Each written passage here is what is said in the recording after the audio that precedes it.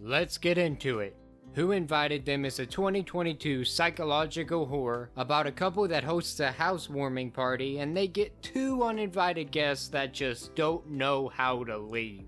Simple as that plot may sound, it is surprisingly effective, since the way it works involves the two antagonists manipulating the two protagonists for practically the entire movie. It really relies on its characters.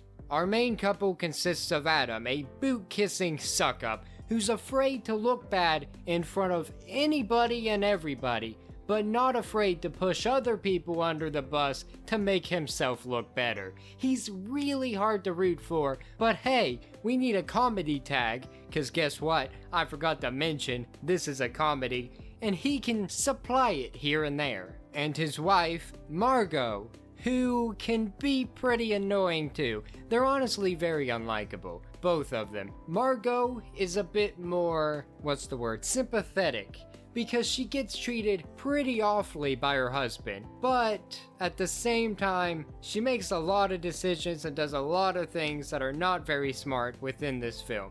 And I understand that they're being manipulated, but that doesn't make them brain dead, or at least it shouldn't. Now let's talk about the antagonists that I so subtly hinted to at the beginning.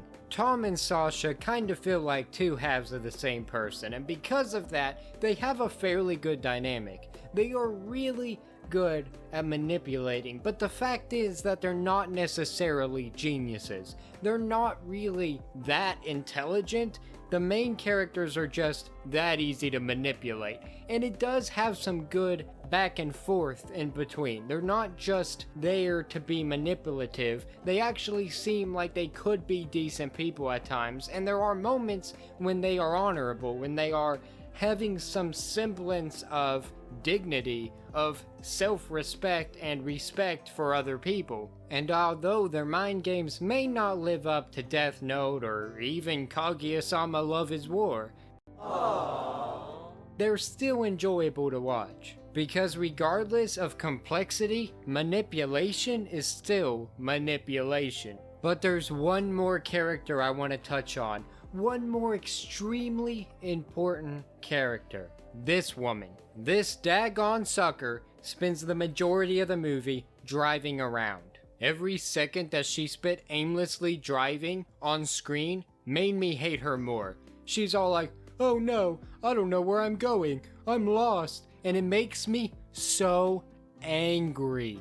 She was so pointless, and all she did was add to the runtime till she finally gets a small moment of importance, and by that point I already hated her, so I couldn't really hate her more. What an outrageously annoying waste of time. Approximately 10 hours later. I'm glad that I just shared it with all of you. Besides the characters not necessarily being the smartest, there's not much else to complain about. Everything looked sleek, it had good production values, the sounds were good, the music choices, they weren't that bad. A lot more of the comedy landed than I ever thought it would. It wasn't necessarily horrifying at any point, and you knew that you couldn't necessarily trust the ones uninvited, but although the twist could be seen 10 million miles away, it didn't really take anything away from the film itself. So, does it suck? Or are you in luck? Honestly, it doesn't suck. I think you would be in luck here. This isn't a movie you're gonna watch and then be like, wow, I just wasted an hour and 30 minutes or however long it is. But it's also a movie you could put on in the background while you're folding laundry or something and still probably get the same effect. The ending is kind of up to interpretation. I have a few thoughts about it that I'm not going to share here, but that might throw some people off that it is kind of more open-ended, so I figured I should go ahead and share that with you. If you made it this far, thank you so much. I appreciate you, and above all else, I hope you have a great day. Thank you.